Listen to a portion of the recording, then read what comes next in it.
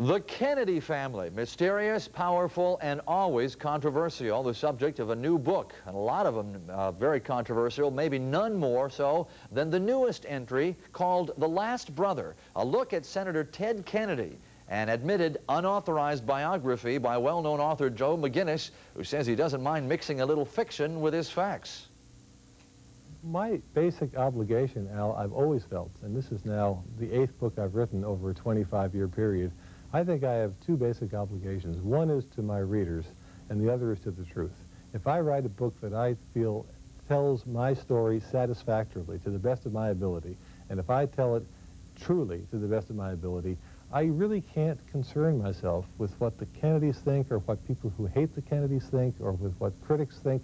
If I allowed my life to be dictated by the whims and the changing climate in the literary world and the opinions of critics, I would never get any work done. What I'm always curious about is who's responsible for this almost canonization, this sainting of the Kennedy family, when by most accounts we know that Joe, the old man, if I pardon the expression, was very ruthless and some would say totally amoral.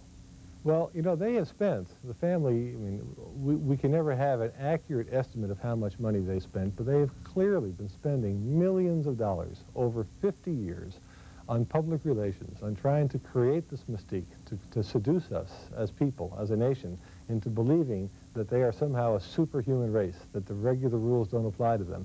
By and large, in many areas of the country, they've been successful. In Boston, in Washington, the press, the establishment press, places like Time magazine and Newsweek magazine still follow this line. It is still important to a lot of important journalists in this country to get invited to Hickory Hill to a Labor Day barbecue.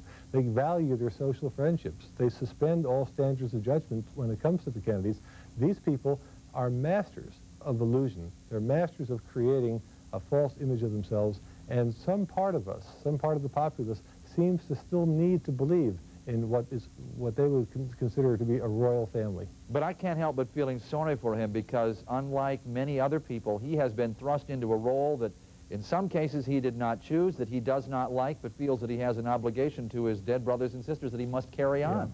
I agree completely. I feel very, very sorry for him. And I think that this book, I think The Last Brother, that is the central theme of this book, that this is a man who didn't enlist in this army. He was drafted. He was the 9th child in this family. He was the youngest member of the family. It was expected that all the heavy lifting would be done by Joe Jr., by Jack, by Bobby. As the 1960s began, Teddy was a young man to whom everything had been given and of whom, really, nothing was expected. Mm-hmm. And then through accidents of history, through the assassination of Jack, the assassination of Bobby, by the end of the decade, all of America, as well as what was left of the Kennedy family, was turning to Teddy saying, it is no longer enough for you to simply be Teddy. Now you must be Jack and Bobby as well. And I think that's just a crushing burden, and I think by and large, in many ways, it has certainly crushed him. And as a footnote, McGinnis has already sold the rights to The Last Brother to NBC for a 4-part miniseries, air date to be announced. Well, it seems that a Senate committee is sold on the president's pick for Surgeon General. Dr. Jocelyn Elders' recommendation now moves on to the full Senate after this morning's committee vote. Could it be space is too crowded for the Wednesday launch of Discovery? We'll ponder the possibility and find out what our weather will be doing this weekend as 10 News at noon continues.